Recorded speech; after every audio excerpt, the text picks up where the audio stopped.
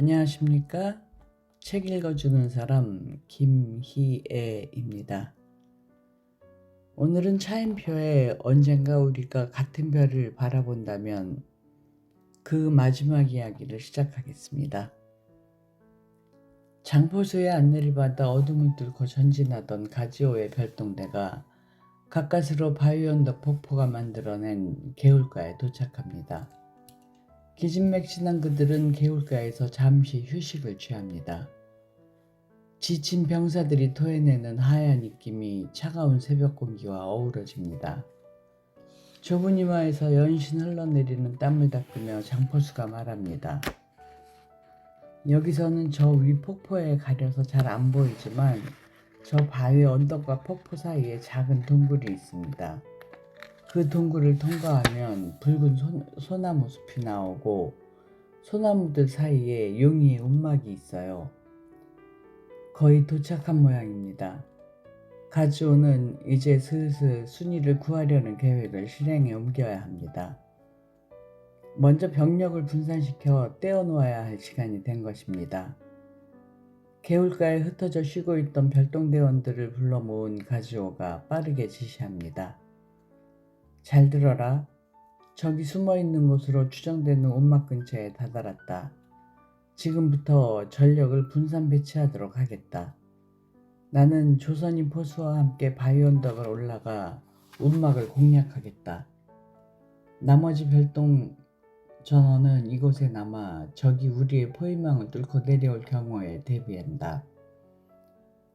저던 이곳에 남으라는 뜻밖의 명령에 5명의 별동대원들은 어리둥절한 모습입니다. 대위님, 저희들 모두 여기에서 대기하라는 말씀입니까? 그렇다. 나와 장포수 둘만 올라간다. 여러 명이 움직였다간 적에게 들킬 위험이 있다. 먼저 가서 움막에 있는 것으로 확인될 경우 너희들을 부르도록 하겠다. 그때까지 이곳에서 대기하도록. 가지오의 어이없는 작전 지시에 장포수가 신경질적으로 끼어듭니다. 말도 안 돼요. 용의를 잡겠다면서 군인을 5명만 데려온 것도 황당한데 아니 둘이서만 올라간다니 죽으려고 작정했어? 갑작스러운 장포수의 참견에 가지오는 적잖이 당황합니다. 병사들을 따돌리고 순이를 빼돌리려는 가지오의 속마음을 알 턱 없는 장포수가 말을 계속 이어나갑니다. 용이 그 녀석이 얼마나 강한지 알기나 하쇼? 그 녀석은 사람이 아니라니까? 호랑이보다 더 무서운 놈이요. 여기 있는 군인들이 한꺼번에 다 달려들어도 잡을까 말까 한데 달랑 둘이 간다는 건 자살행위요. 별동대원들도 짐짓 장포수의 말에 동의하는 얼굴입니다. 이야기를 듣는지 안 듣는지 알쏭달쏭 표정에 가지오가 계속 침묵하자 장포수가 도장을 선언합니다. 정이 갈 테면 혼자 가쇼. 난 더 이상 못 가니까. 잠시 침묵이 흐르는가 싶더니 갑자기 가지오가 자신의 허리춤에 차고 있던 권총집에서 권총을 뽑아 장포수의 머리에 겨눕니다. 평상시 예의 바르고 온순하던 가지오는 간데없고 얼음처럼 차갑고 싸늘합니다. 지금 대일본 제국군의 용맹함을 비하하는 건가? 새벽 공기보다 더 차가운 가지오의 음성이 착 가라앉습니다. 아니요. 그런 뜻이 아니라. 시커먼 얼굴이 백지창처럼 하얘진 장포수가 말까지 더듬습니다. 그렇다면 대일본 제국군 장교인 나의 지위를 거역하는 건가? 아닙니다. 대인님, 절대 아닙니다. 거침없는 가지오의 살기어린 질문에 장포수는 더 이상 말을 잇지 못합니다. 현재 우리 부대는 전투 중이다. 전투 상황에서 지휘관의 명령에 불복종하는 자는 조선인이건 대일본 제국군 병사들이건 상관없이 그 자리에서 즉결 처분하겠다. 시퍼렇게 날이 선 가지오의 서슬에 놀라 장포수와 별동대원들은 아무런 항변도 하지 못한 채 꼿꼿이 차례자리로 서 있습니다. 밧줄 가져와. 잠시 후 가지오와 장포수가 바위 언덕을 기어오릅니다. 개울가에 남은 별똥대원들은 깎아지른 듯한 절벽 위에 매달려 있는 두 사람을 할 일 없이 올려다보고 있습니다. 가지호의 팔에 감겨있는 긴 밧줄의 다른 한쪽은 옆에서 기어오르느라 안간힘을 쓰고 있는 장포수의 팔이 묶여 있습니다. 언뜻 보기에는 한 사람이 실수로 떨어지면 다른 한 사람이 구해주기 위한 장치 같지만 사실은 그렇지 않습니다. 가지호는 장포수가 혹시 도망갈까봐 자신의 팔과 장포수의 팔을 서로 묶어버린 것입니다. 순이를 만난 뒤 산에서 무사히 내려가려면 장포수의 도움이 반드시 필요하기 때문입니다. 죽을 힘을 다해 가파른 바위 언덕을 올라가는 가지호와 장포수의 이마에서 땀이 비오듯 쏟아집니다. 숲속의 움막은 쥐죽은 듯 조용합니다. 순이는 다시 잠이 빠져들었네요. 곁을 지키던 용이마저도 깜빡 잠이 들어버렸습니다. 지난밤 자꾸 춥다는 순이에게 호랑이 가죽으로 만든 자신의 외투를 덮어준 용이가 순이 옆에서 웅크린 채 자고 있습니다. 가을 백두산의 새벽 공기가 꽤나 차갑습니다. 차가운 공기를 들어 마실 때마다 잠들어 있는 순이의 몸이 부르르 떨립니다. 오한이 나나 봅니다. 용이도 사흘 만에 단잠에 빠졌습니다. 용이는 무슨 꿈을 꾸고 있을까요? 우거진 붉은 나무 숲을 뚫고 두 개의 그림자가 나타납니다. 그들이 바라보는 지척에 움막이 있습니다. 가지호는 커다란 붉은 소나무 뒤로 몸을 숨긴 채 움막을 바라보면서 마지막 계획을 점검합니다. 여태까지 잘해왔습니다. 그토록 만나고 싶었던 순이가 바로 코앞에 있습니다. 이제 움막 안으로 들어가서 용이를 제압하고 순이를 데리고 나오면 됩니다. 그 다음에는 장포수의 도움이 절대적으로 필요합니다. 장포수가 산기슭을 지키고 있는 일본군 잔류부대에게 들키지 않고 가지호와 순이가 조용히 내려갈 수 있도록 도와주어야 하기 때문입니다. 지친 산행에 거친 숨을 토하고 있는 장포수에게 가지호가 속삭이듯 말합니다. 아까는 미안했어. 본심이 아니었는데. 갑자기 사과하는 가지호를 장포수는 그저 의아하게 바라볼 뿐입니다. 이제 내가 움막으로 들어가 여자를 데리고 나오겠소. 당신은 여기서 기다리시오. 맘대로 하시오. 난 내 할 바를 다 했으니까. 부탁이 있어. 부탁이요? 갑자기 다시 부드러워진 가지호의 말투에 장포수는 혼란스러워집니다. 내가 여자를 데리고 나오면 나와 여자를 이 산에서 안전하게 내려갈 수 있도록 도와주시오. 안전하게요? 그렇소. 산기슭의 잔류부대와 마주치지 않고 안전하게 내려갈 수 있도록 길을 알려주시오. 좁은 이마를 찡그리며 잠시 생각하던 장포수는 이내 영문을 알았다는 듯 고개를 끄덕입니다. 아, 그래서 병사들을 따돌려서 엉뚱한 곳에 배치한 거구나. 그러니까 지금 여자를 빼돌려서 몰래 도망가려는 거요? 빈정거리듯 말을 내뱉는 장포수에게 가지호가 다시 묻습니다. 도와주겠어? 난 죄 없는 여인이 전쟁에 휘말리는 것을 막으려는 거요. 당신도 순이와 같은 조선 사람 아니요? 도와주시오. 가지호가 간절한 눈빛으로 장포수를 바라봅니다. 난 돈 벌러 왔소. 누구 도와주러 온 게 아니라. 내가 당신들만 빼돌리면 내 돈은 어디 가서 봤소? 당신 돈 있소? 산에서 무사히 내려가게 해주면 후하게 살해하겠소, 반드시. 낮은 목소리로 조용히 얘기하고 있지만 두 사람 사이에 팽팽한 긴장감이 흐릅니다. 용이가 두 눈을 번쩍 뜹니다. 곁에 순이를 먼저 살핍니다. 밤새 추워하던 순이의 이마가 불덩이처럼 뜨겁습니다. 마침내 서로의 품에 안기면서 지난 세월 동안 가까스로 잡고 있던 긴장의 끈을 놓아버렸나 봅니다. 사실 용이를 잠에서 깨운 건 인기척이나 말소리가 아니었습니다. 어떤 냄새였습니다. 바람을 타고 흘러들어온 한 가닥의 미세한 냄새, 맹수 중에서도 먹잇감을 발견하고 흥분한 호랑이가 내쉬는 숨에 걸려있는 차가우면서도 싸늘한 냄새. 용이는 잠결에 그 냄새를 맡은 것입니다. 보통의 실력을 가진 사냥꾼들은 호랑이가 지척까지 접한 후에야 그 냄새를 맡을 수 있지만 태어나면서부터 호랑이 사냥을 해온 용이는 먼 거리에서도 바람을 타고 흐르는 호랑이의 냄새를 알아챌 수 있습니다. 용이가 재빨리 문으로 향합니다. 그런데 문틈으로 밖을 살피는 용이의 눈에 들어온 것은 호랑이가 아니라 붉은 소나무 숲속에 서 있는 가즈오와 장포수의 그림자입니다. 용이의 예상보다 훨씬 빨리 일본군이 이곳을 찾아낸 것입니다. 지금 보이는 건 2명에 불과하지만 저 숲속에 몇 명이나 더 있는지 알 길이 없습니다. 지체할 시간이 없습니다.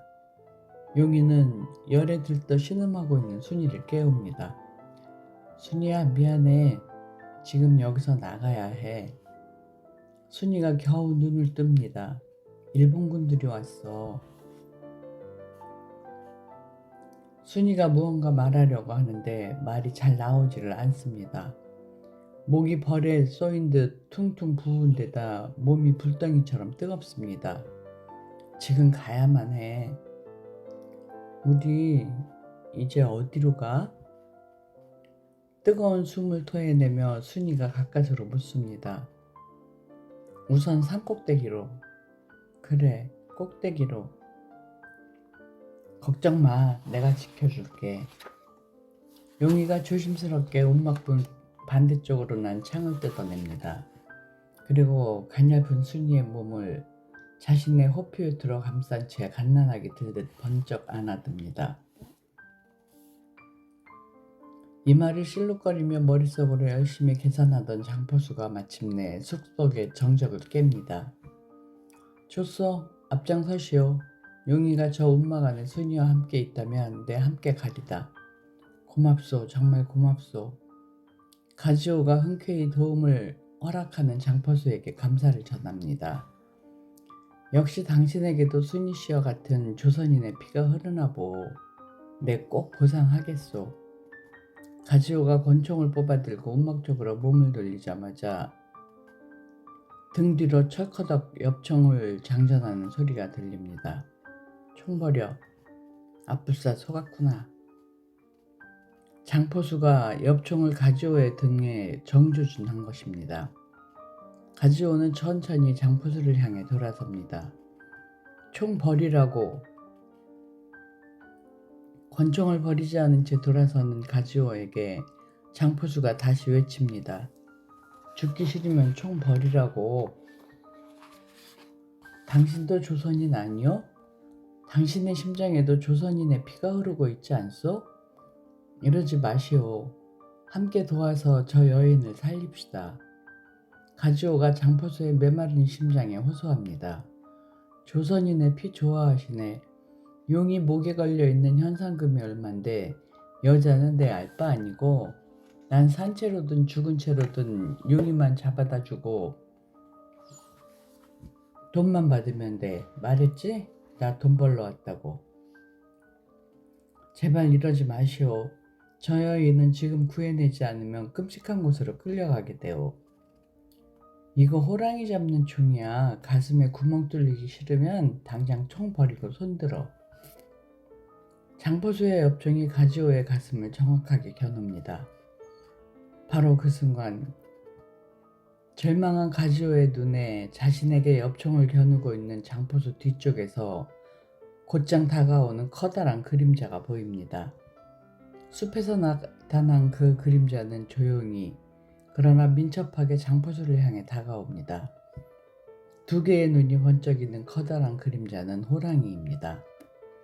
보통 사람들은 호랑이와 맞닥뜨리면 그 기운에 질려 그 자리에서 얼어버린다고 합니다. 하지만 가지오는 훈련받은 군 장교입니다. 당황했지만 쉽게 얼어붙지 않았습니다. 장포수, 꼼짝하지 말고 지금 내 말 잘 들으시오. 지금 당신 등 뒤에 허튼 수작 말고 빨리 총 버리고 손들어. 총자루를 쥔 사내가 그렇듯 지금 장포수의 귀에는 아무 소리도 들리지 않나 봅니다. 커다란 그림자가 장포수의 등 뒤로 더욱 가까이 다가옵니다. 왕년에 호랑이 사냥을 했던 장포수도 그제야 냄새를 맡습니다. 호랑이 사냥을 다니던 시절 몇 번 맡아보았던 극도로 흥분한 호랑이가 내쉬는 숨에 실린 특유한 냄새. 너무나 싸늘하기에 냄새만으로도 오금이 저리고 다리가 풀려 공포스러운 냄새입니다. 공포를 더욱 가중시키는 것은 이 냄새가 호랑이가 아주 근접했을 때만 맡을 수 있다는 사실입니다. 이 냄새는? 냄새에 놀란 장포수가 뒤돌아보자마자 멀지 않은 곳에서 거대한 호랑이 한 마리가 장포수를 향해 몸을 날립니다. 땅을 박차고 뛰어오르는 호랑이의 커다란 왼발에는 6개의 발가락이 달려 있습니다. 장포수의 놀란 눈동자가 미처 커지기도 전에 호랑이가 장포수를 덮칩니다. 어흥! 호랑이의 커다란 발이 장포수의 어깨를 찍어 누릅니다. 6개의 칼라 같은 발톱이 장포수의 어깨에 차례차례 박힙니다. 으악! 외마디 비명이 새벽 공기를 둘로 쪼개듯 가릅니다.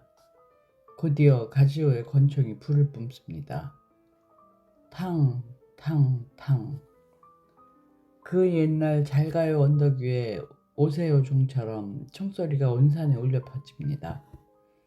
총소리가 호랑이 산을 뒤덮은 수많은 일본군에게 어서 오라고 알려줍니다.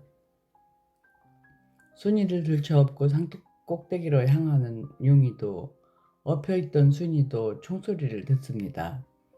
총소리가 순이의 마음을 찢고 들어와 막히는 것 같습니다.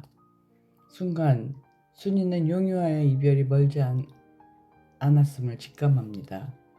아주 긴 이별이 될 것 같습니다. 순이의 눈에서 눈물방울이 떨어져 이슬처럼 풀잎을 적십니다. 눈물방울을 먹은 풀은 자라나겠지만 순이는 자라난 풀잎을 볼 수 없을 것만 같습니다. 열에 들뜬 순이가 점점 의식을 잃어갑니다. 벌써 몇 시간째 호랑이산 상공을 선회하고 있는 새끼제비에게는 이 모든 광경이 한눈에 들어옵니다. 산은 온통 일본군으로 새카맣게 뒤덮여 있습니다. 산중턱에 일본군은 군데군데 덫을 설치하고 있습니다. 용이가 포위망을 뚫고 산 아래로 도망칠 것을 대비하는 모양입니다. 나머지 일본군들은 풀어놓은 사냥개들을 뒤쫓아 정상으로 향하고 있습니다. 수없이 많은 총과 칼로 무장한 1000명이 넘는 군인들이 사냥개까지 동원하여 아무것도 가진 것 없는 한 청년을 잡으러 혈안이 되어 있습니다. 저 사람들 정말 너무한다. 멧돼지도 저렇게까지 심하게 멀진 않겠다. 한탄하는 새끼제비의 표정에 인간에 대한 실망이 짙게 어려있네요. 새끼제비는 사람이 짐승을 사냥하고 짐승이 짐승을 사냥하는 모습은 많이 봤지만 사람이 사람을 사냥하는 모습은 처음 봅니다. 지금껏 그 어떤 짐승도 심지어 그 사나웠던 육바리조차도 이렇게까지 불공평한 사냥을 하지는 않았습니다. 이케다 중재가 이끄는 본대가 산 정상에 도착하는 것은 이제 시간 문제인 것 같습니다. 막 산 정상에 도착한 용이의 모습도 보입니다. 땀에 흠뻑 젖은 용이는 거의 의식을 잃은 순이를 업고 있습니다. 산꼭대기에 버티고 앉아있는 커다란 바위와 바위 사이의 틈으로 숨어 들어간 용이가 정신을 잃은 순이를 차가운 돌바닥 위에 누입니다. 커다란 쌍바위 아래로 이제 막 안개가 걷히기 시작한다. 백두산 천지가 유유히 흐르고 있습니다.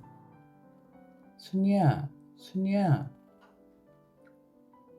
용이는 등에 엎여 있던 순이를 내려놓을 때까지 순이가 의식을 거의 잃을 정도로 심하게 앓고 있는 줄은 몰랐습니다.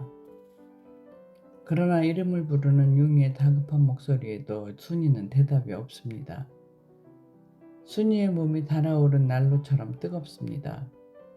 당장이라도 약을 쓰지 않으면 일본군에게 잡히기도 전에 큰일이 날 듯합니다. 노랑 만병초가 필요하다. 순이의 열을 떨어뜨리고 의식을 되돌리기 위해서는 노랑 만병초의 즙을 짜먹어야 합니다. 노란 만병초는 백두산 고지대에만 자라는 노란색 꽃입니다. 가늘고 소박한 외형과는 달리 이 꽃은 특이한 독을 품고 있는데 그 독을 아주 조금만 짜서 먹이면 사람의 의식을 깨어나게 하고 열을 떨어뜨리는 약이 됩니다. 용이는 몇 년 전 아버지와 함께 백호를 찾아 이곳 정상에 올랐을 때 노랑 만병초꽃을 보았던 것을 기억합니다. 산꼭대기에서 그다지 멀지 않은 곳이었습니다. 단숨에 다녀올 만한 거리입니다. 문제는 올라오는 일본군들을 마주보고 포위망을 뚫고 내려가야 한다는 것입니다. 그리고 노란 만병초를 손에 넣으면 다시 그물처럼 펼쳐져 있는 일본군의 포위망을 뚫고 그들보다 먼저 산꼭대기에 도착해야만 합니다. 무모한 도전이지만 달리 방법이 없습니다. 이대로 의식을 잃은 순이를 업고 험한 산을 3개나 넘어 중국 영토로 달아나는 것은 불가능하다. 순이의 의식이 돌아오고 어느 정도 기운을 차려야 그나마 탈출할 엄두가 날 것 같습니다. 용이는 호랑이 가죽 외투를 덮은 채 의식 없이 누워있는 순이의 손을 잡습니다. 순이야. 의식 잃은 순이는 대답도 잃었습니다. 금방 돌아올게. 노란 만병초 찾아서 금방 올게. 용이가 순이의 가여운 손을 놓고 일어서려는데 손을 놓아주지 않습니다. 의식 없는 순이가 용이의 손을 꼭 쥐고 있습니다. 용이는 순이의 얼굴을 쓰다듬습니다. 바들바들 떨고 있는 순이의 양 눈꺼풀 사이로 이슬 같은 눈물이 흘러내려 뺨을 적십니다. 순간적으로 용이는 다 포기하고 순이 곁에 눕고 싶어집니다. 나란히 누워 손을 붙잡고 이대로 잠들었으면 좋겠습니다.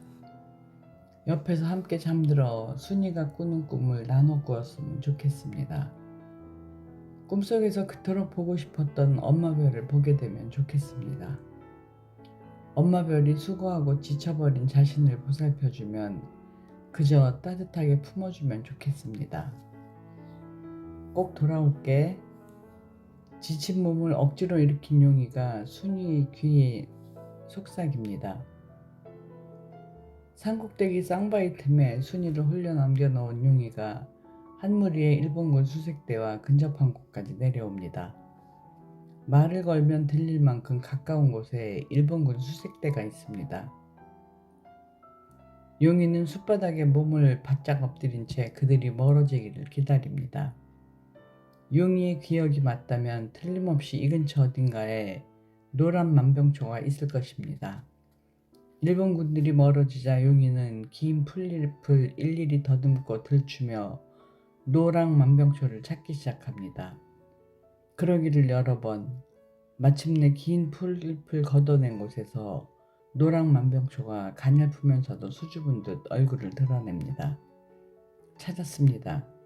이제 다시 올라가 순이의 입에 노랑 만병초 즙을 흘려 넣어줘야 합니다. 뿌리째 파낸 노란 만병초 한 포기를 가슴에 소중하게 보듬어 안고 산꼭대기를 향해 발을 떼는 순간 철커덩 쇳날과 쇳날이 맞붙이는 날카로운 소리가 납니다. 용이가 그 자리에 우뚝 멈춰서 버립니다. 용이의 얼굴이 순식간에 고통으로 일그러집니다. 일본군들이 숨겨놓은 호랑이 덫에 왼쪽 다리가 걸린 것입니다. 날카로우면서도 육중 않고 쇠꼬챙이들이 용이의 왼쪽 정강이 근육을 찢고 뼈를 부수며 죄어옵니다.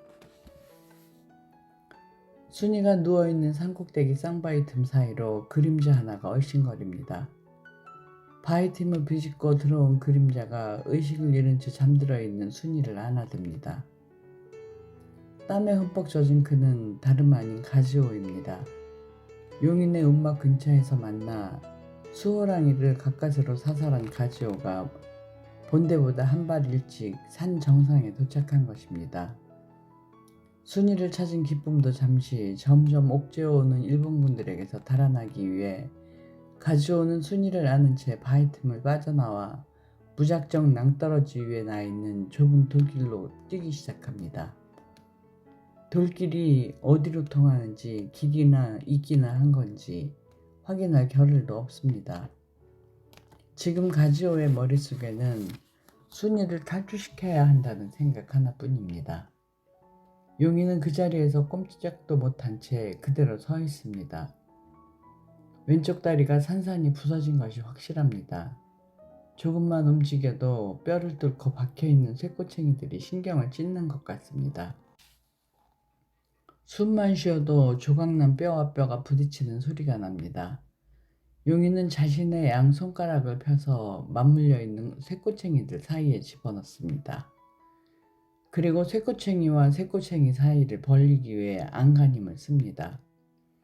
힘은 주면 줄수록 용이의 손가락들마저 날카로운 쇠꼬챙이에 베어 피가 흐릅니다. 안간힘을 쓰는 용이의 붉어진 눈에 눈물이 고입니다. 양손이 피로 범벅이 될 때쯤 쇠덧 사이가 조금씩 벌어지기 시작합니다. 가지호를 제일 먼저 발견한 것은 사냥개들입니다. 사냥개 2마리가 산꼭대기로 튀어 올라오더니 순이를 안은 채 조금 떨어진 낭떠러지 위 좁은 돌길로 비틀비틀 도망가고 있는 가지호를 향해 곧장 달려갑니다. 이윽고 이케다 중자와 일본군 병사들이 호랑이산 정상에 모습을 드러냅니다. 이케다 중자의 눈에 한 사내가 호랑이 가죽을 덮어쓴 누군가를 안고 도망가는 모습이 보입니다. 이미 견호사 자세로 그들을 정조준하고 있는 병사들에게 명령합니다. 기다려, 산채로 잡자. 순이를 안고 달리던 가지호가 뒤를 돌아봅니다. 이빨을 드러내고 자신을 향해 맹렬하게 달려오는 사냥개 2마리가 시야에 들어옵니다. 그 뒤로 자신을 정조준하고 있는 이케다 중자와 병사들의 모습도 보입니다. 이제 끝인가 봅니다. 이렇게 끝나는가 봅니다. 화폭에 담고 싶었던 어머니도 사랑하는 순이도 다시 평화가 찾아온 세상도 다시는 그려보지 못하고 끝나버리나 봅니다. 그래도 가지호는 달아나는 발걸음을 잠시도 멈추지 않습니다. 더욱 속력을 내어 아슬아슬한 돌길을 따라 달립니다. 한 발짝만 잘못 뒤지면 낭떠러지로 떨어지게 될 텐데 가지호는 멈추지 않습니다. 아직 할 말이 남아있기 때문입니다. 가지호는 내달리면서 그의 품에 안겨있는 순이에게 빠르게 이야기합니다. 순이씨, 미안합니다. 정말 미안합니다. 당신 나라에 와서 전쟁을 해서 미안합니다. 평화로운 땅을 피로 물들여서 미안합니다. 꽃처럼 아름다운 당신을 짓밟아서 미안합니다.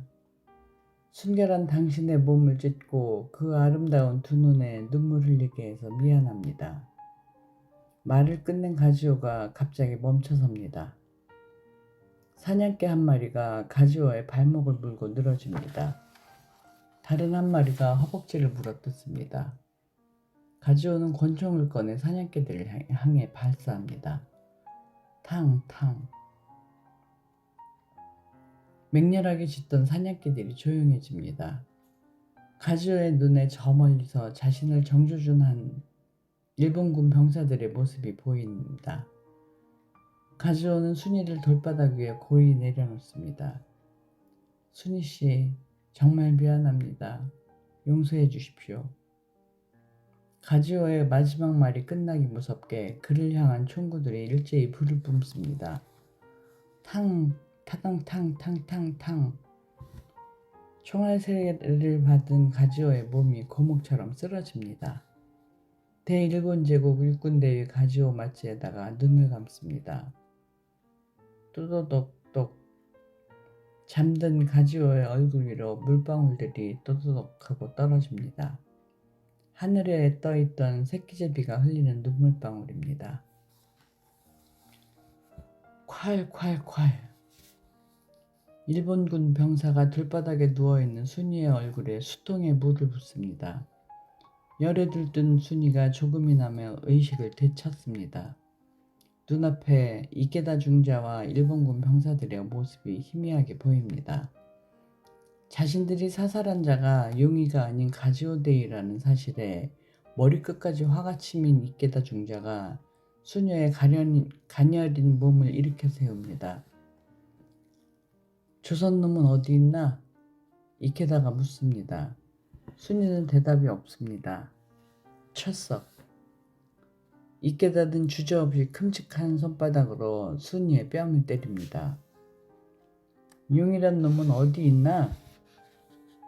퍽. 이케다의 군홧발이 순이의 아랫배를 걷어찹니다. 배를 걷어차인 순이가 헉소리도 못 내고 앞으로 고꾸라집니다.